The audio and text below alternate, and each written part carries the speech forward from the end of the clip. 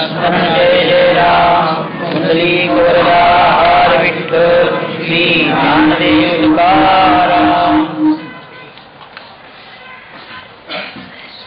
मागच्या रविवारी आपल्याला मी सांगितलं की पुढच्या रविवारी प्रॉब्लेम ऑफ इव्हल हा विषय आपल्याला मांडायचा आहे. हा का निर्माण झाला तर ज्ञानेश्वर महाराजांनी आपल्याला 5 दृष्टांत दिले भयाचे. असं भय आहे म्हणाले सात्विक बुद्धीला पापकर्माचे. हेतू काय सांगण्याचा? जगात दुःख आहे, जगात पापबुद्धी आहे. आता हे पापबुद्धी म्हटली की पाप म्हणजे काय?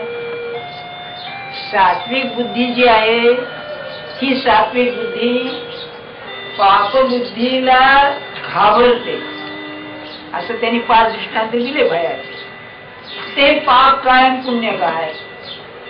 तर आपल्या ध्यानात असेल की पाप आणि पुण्य हा कर्माचा गुण आहे.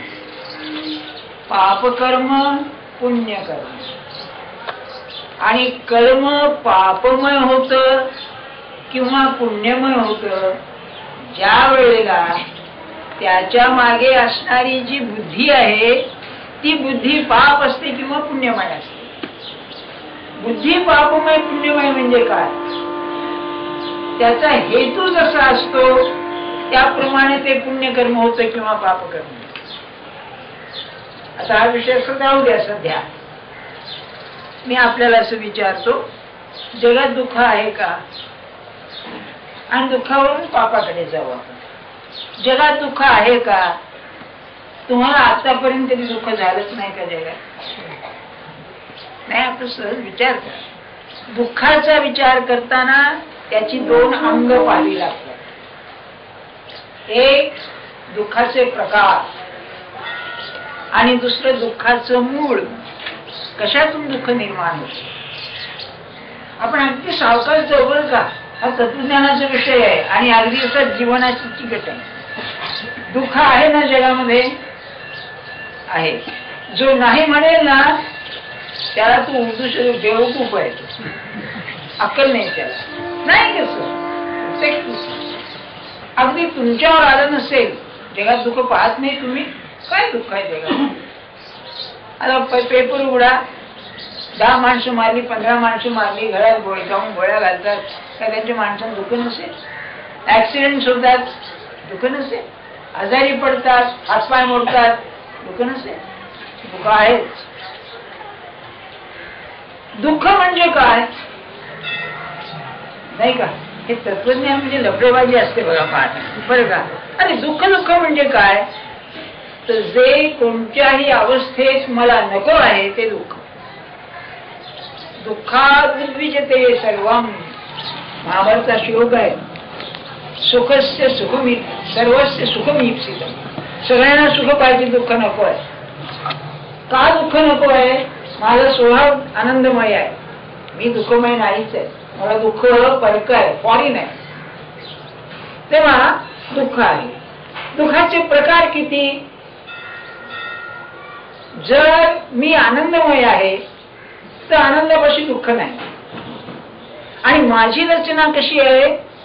आत्मा, अंतःकरण आणि देह अशी त्रिवर्गात्मक माझी रचना आहे. ट्रायपार्टाइट असं प्लेटोनी म्हणलेलं आहे. ट्रायपार्टाइट म्हणजे देह, अंतःकरण आणि आत्मा. आत्मा दुःखाशी संबंध नाही. मग संबंध असेल तर अंतःकरण आणि देह. त्यामुळे दुःखाचे प्रकार 2. एक मानसिक दुःख आणि शारीरिक दुःख. शारीरिक दुःख मनावरती परिणाम करायला लागलं की शारीरिक दुःख शारीरिक राहतं, मानसिकच बनतं. कसं ते बघा. समजा आपलं वजन कमी व्हायला लागलंय, व्यवस्थित चाललंय का? खाणं पिणं उत्तम आहे, पण वजन कमी व्हायला लागलंय आणि डॉक्टर सांगितलं हो फार वाईट आहे बरं का, याच्या मनाला दुःख व्हायला लागतं. तसंच तुम्ही तुमच्या मुलीचं लग्न केलं आणि नवरा त्यांनी नीट वागवत नाही, देह दुःख नाहीये पण मनाचं दुःख आहे. तुमच्या बरोबरीचा व्यवसायी पैसा पुष्कळ मिळवतोय, तुम्ही हुशार असून तुम्हाला मिळत नाही. देह दुःख नाही, मनाचं दुःख. तेव्हा दुःख आहे, दुःखाचे प्रकार दोन, एक शारीरिक दुःख, एक मानसिक दुःख. दुःखाचं मूळ काय? दुःख कशातून निर्माण होतं? आणि सरळ आहे. आपल्याकडे धर्मशास्त्रामध्ये इष्ट आणि अनिष्ट असे दोन भेद केले. इष्टाची अप्राप्ती आणि अनिष्टाची प्राप्ती हे दुःखाला कारण आहे म्हणाले. जे नको आहे ते येणं आणि जे हवं आहे ते न येणं हे म्हणले दुःखाचं कारण आहे, असं आपलं तेच सांग. पण आपण जाऊ देतो, त्यांचं वर्गीकरण नको आपल्याला. याला की नाही, हे विभाग जे आहेत दोन, इष्ट आणि अनिष्ट, हे तर्कशास्त्रामध्ये निराळ्या तऱ्हेचे यांनी सहन होत नाही, प्रश्न सुटत नाही. मग आपण असं करू, जेव्हा दुःख म्हणतो मी, तेव्हा दुःख देणारा कोण आहे? मला दुःखाचं मूळ पाहिजे ना. दुःख देणारा कोण आहे? जगात दोनच गोष्टी आहेत, एक मी आणि जग. तेव्हा मी जगाला दुःख देईन किंवा दुःख जग मला दुःख देईल. तर इथे प्रश्न, मला दुःख कोण देतं? तर जग मला दुःख देतं. जग म्हणजे काय? माझ्या भोवती पसरलेली जी परिस्थिती आहे ते जग. ही परिस्थिती कशी आहे? दोन आहे, निसर्ग आणि समाज. माझी जी परिस्थिती आहे ती परिस्थिती कोणची? तर माझ्या भोवती दगड, माती, नद्या, पर्वत जे काय सगळं आहे तो निसर्ग. मग ते आकाश, वायू सगळं ते आलं, पंचमहाभूत. आणि ज्या समाजात मी राहतो तो समाज. या दोन गोष्टी हे जग आहे. तेव्हा मला जे दुःख होतं ते निसर्गाने तरी होतं किंवा समाजापासून होतं. माझ्या दुःखाचं जे मूळ आहे त्याला दोन कारण आहेत. एक निसर्ग देणारा दुःख. निसर्ग म्हणजे कसा? दुष्काळ पडला, खायला नाही, निसर्गाचे. ज्वालामुखी आहे, ज्वालामुखी पेटला, माझं घर जळून गेलं, ते निसर्गाचे दुःख. अतिवृष्टी झाली, अनावृष्टी म्हणजे दुष्काळ. अतिवृष्टी झाली, घर वाहून गेलं, मला दुःख झालं. कोल्ड वेव्ह, अति थंडी पडली, शीतलहर, उष्णलहर, निसर्गाचं दुःख. आता नाही का काश्मीरमध्ये बर्फ पडते, मुंबईमध्ये थंडी, हे निसर्ग दुःख देतो. किंवा आता म्हणायचं नाही, पण हे पोल्युशन सुद्धा निसर्ग दुःखच आहे. चेंबूरला कारखाना, इथे गॅस सुटला की इथे खोकला होतो. आता निसर्ग माणसानेच केलंय म्हणायचं, पण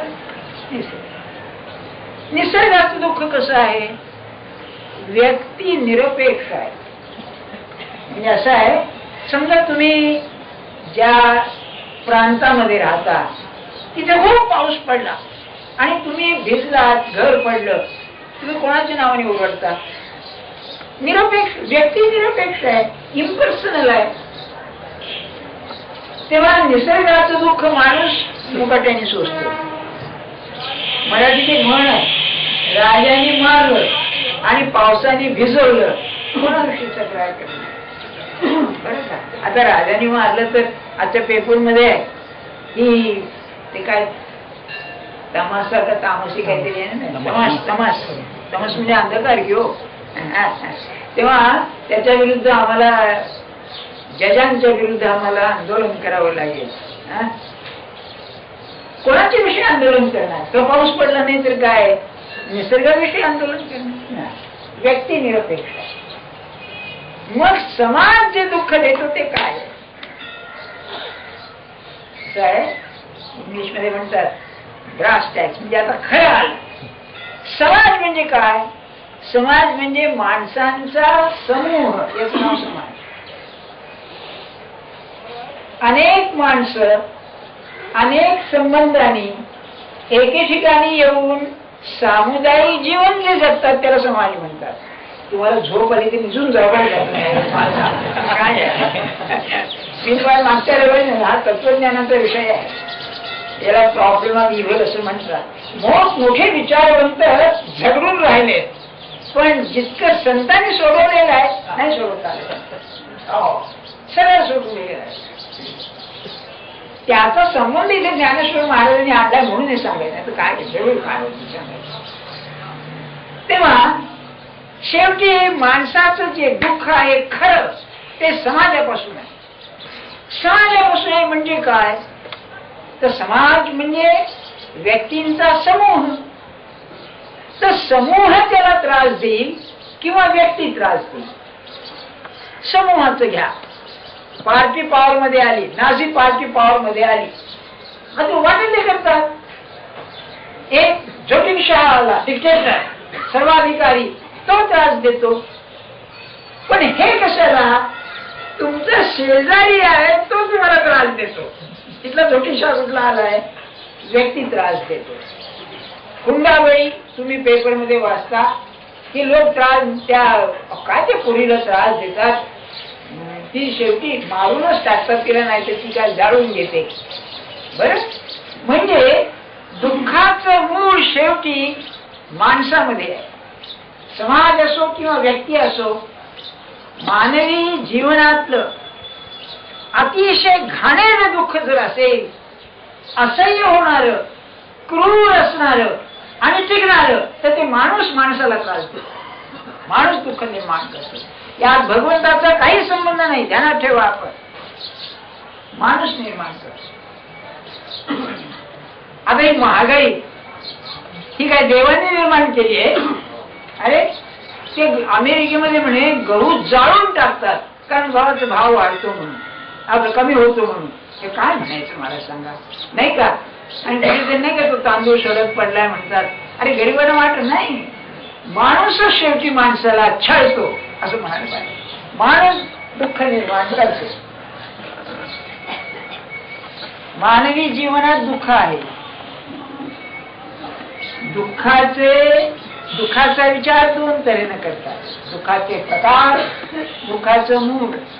दुःखाचे प्रकार दोन, एक मनाचं दुःख, एक शरीराचं दुःख.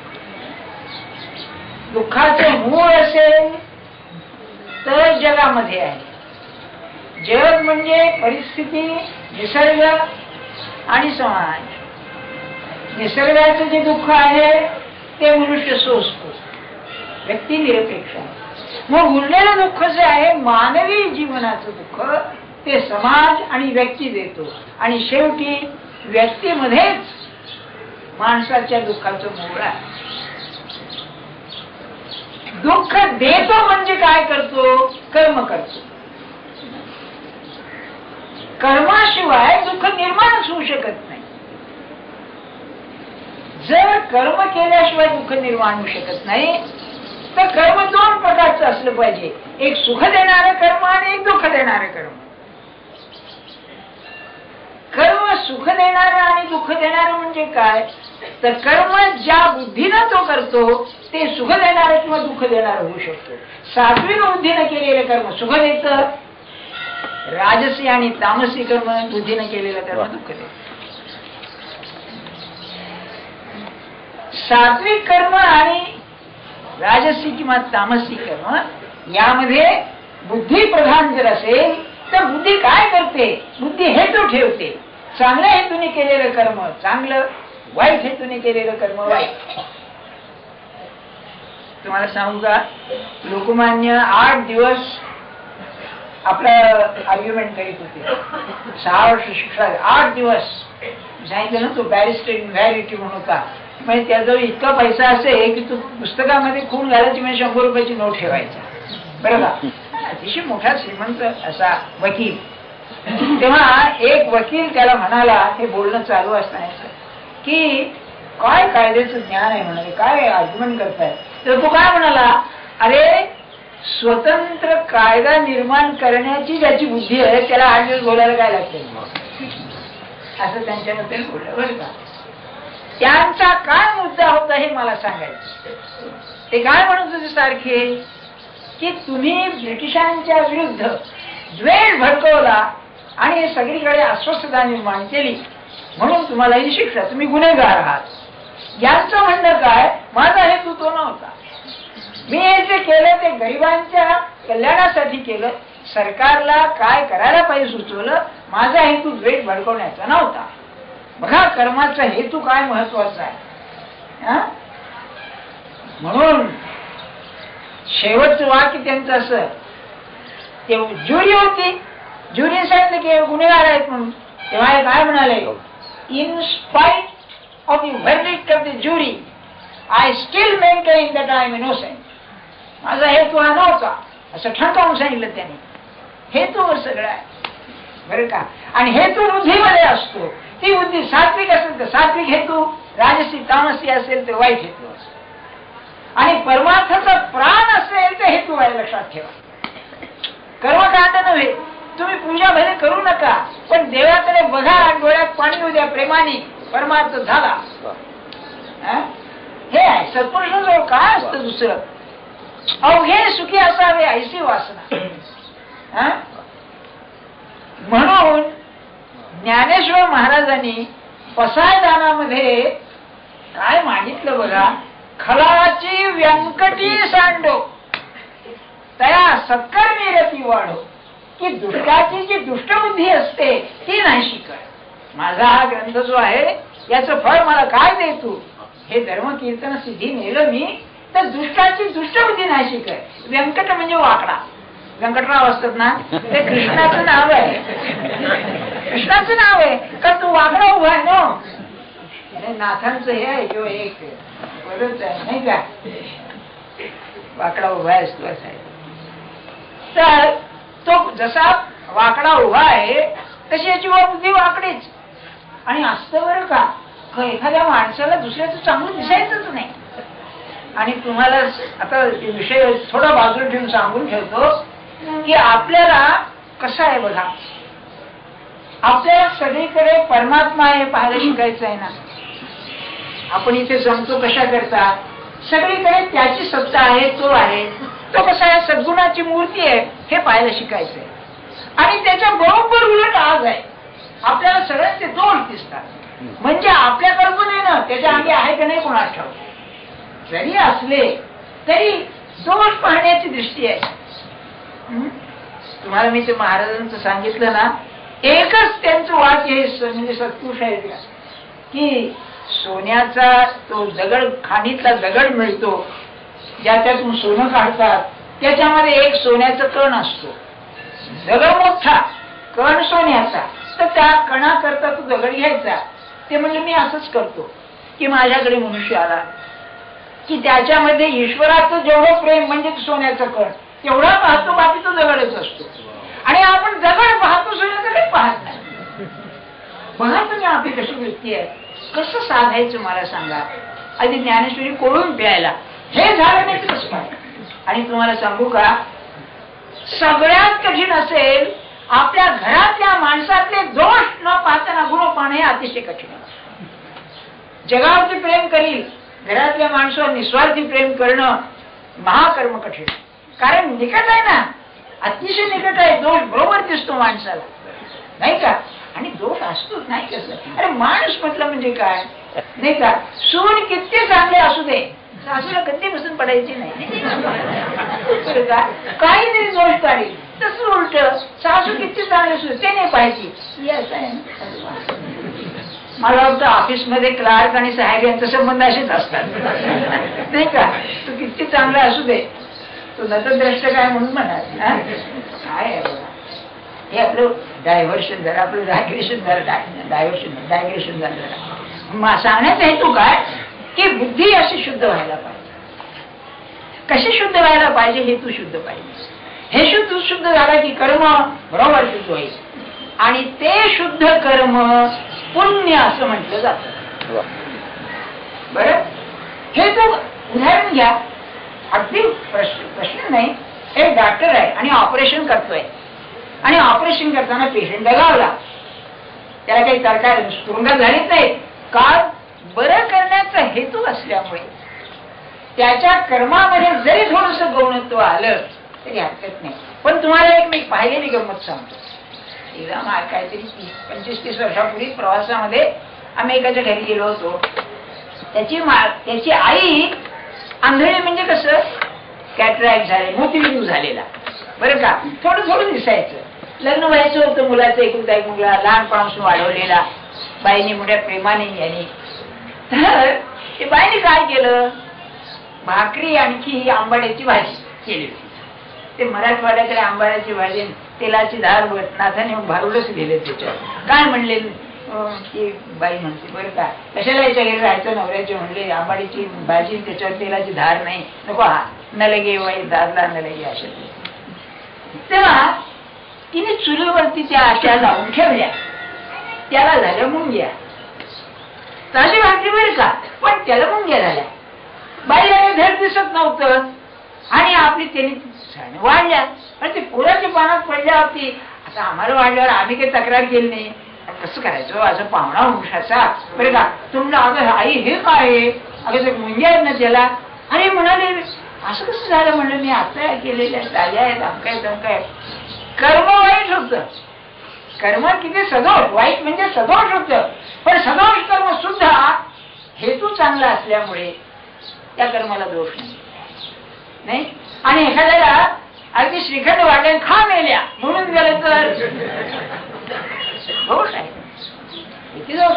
अहो नाही, सरळ उदाहरण बघा, दिवाळीचा दिवस आहे आणि पोरगं कुठून तरी खाऊन आलं, कोणाकडे तरी फराळ करून, आणि उत्तम स्वयंपाक केलाय ना, आणि मला भूक नाही, मेल्या एवढे केले तुझ्याकडे, मेल्या म्हणून सुरुवात करते. मेल्या म्हणजे मर असं चालतंय त्याच्या. कसं दिसतं कर्म वाईट दिसतं, पण तू काय तिथं हे तू कसा आहे. मग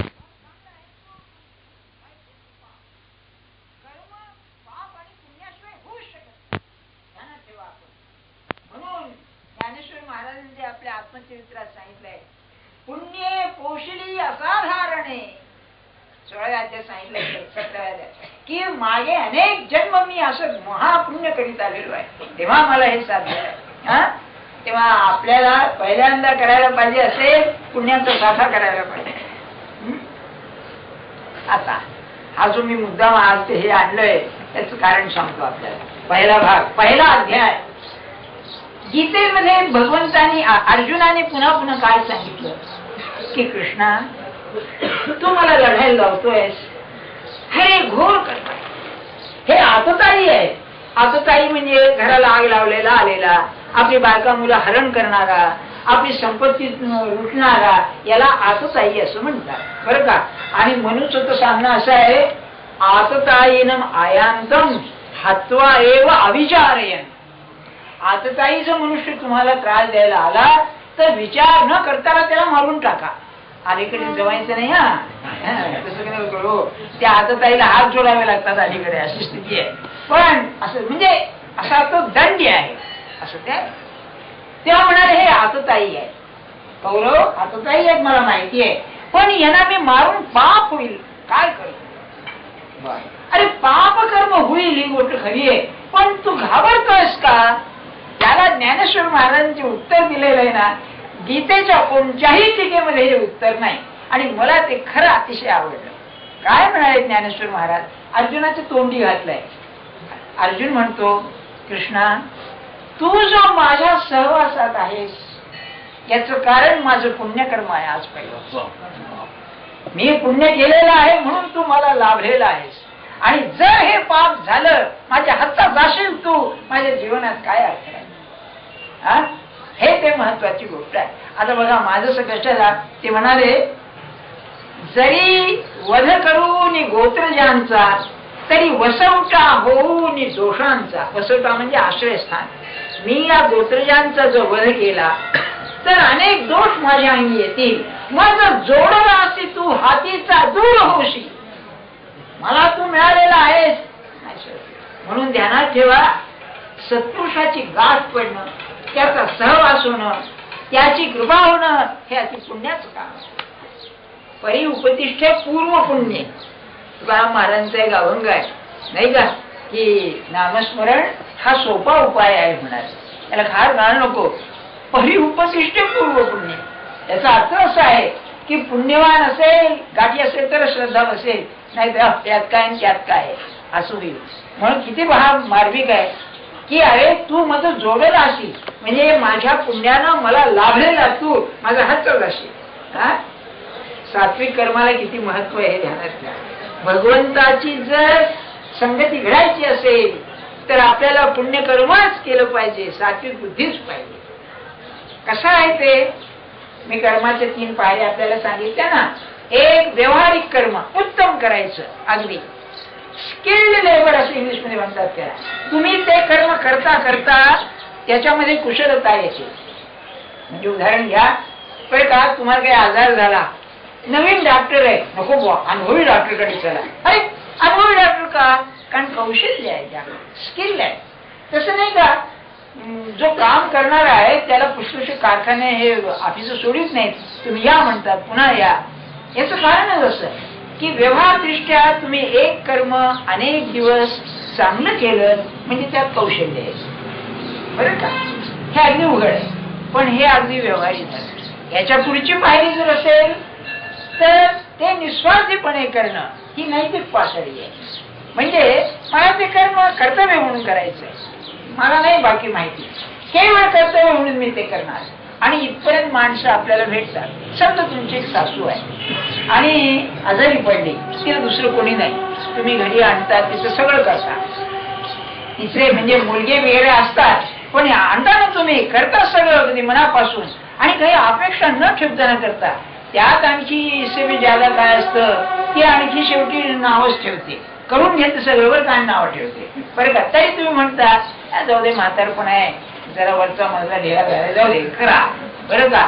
असं करतो, व्यवहारात आपण करतो, बरं का.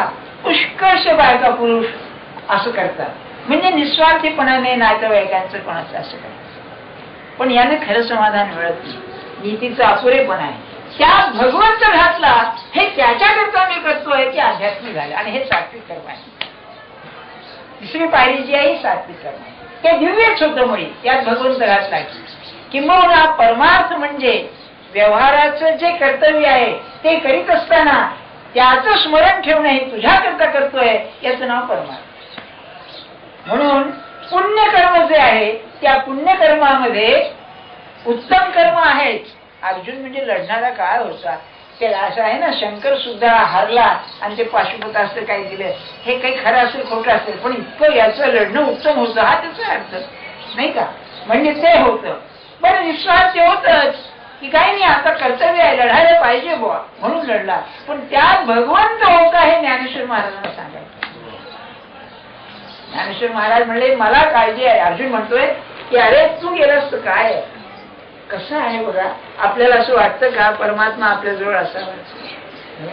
तुम्ही म्हणाले पुढे बघा आणखी, कुळ हरणी पातके तिये अंगी जडती अशेखे तये वेळू तू कवळे के देखावास. कुळहरणी म्हणजे मी यांना मारलं, कुळ नाहीच झालं तर जे माझ्या अंगी दोष जडतील त्यावेळेला तू कुठे जाशील, मी तुला शोधू कुठे. परमात्मा गायब होऊन जाईल, नाहीसा होईल. अध्यात्म हे असं आहे बघा. पुढे म्हणाले तर मी तर नेहमीच सांगतो तो, जैसा उद्याना माझी आढळू संचरला देखो नि प्रबळू क्षणभरी कोकिळू स्थिर नव्हे. परमात्मा हा कोकिळा आहे. कोकिळा म्हणजे पंचमस्वर ना, उत्तम गाणारा, वसंत ऋतू असणारा, आनंदाचा प्रसंग. तेव्हा म्हणजे एक बागेमध्ये आग लागली, आग लागल्यावरती त्या झाडावर असणारा जी कोकिळा आहे ती क्षणभर सुद्धा राहत नाही. मला त्याचं कौतुक वाटलं, क्षणभरी कोकिळू स्थिर नव्हे. परमात्मा क्षणभर सुद्धा राहणार नाही. म्हणजे ह्याच्यावरून कल्पना करा, नाथांच्या घरी श्रीखंड 12 वर्ष राहायला, काय पुण्य असेल त्या पुरुषाचं.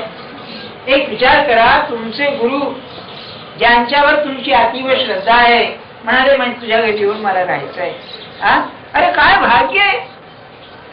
परमात्मा राहणं, सद्गुरु येऊन राहणं काय भाग्य असेल मला सांगा.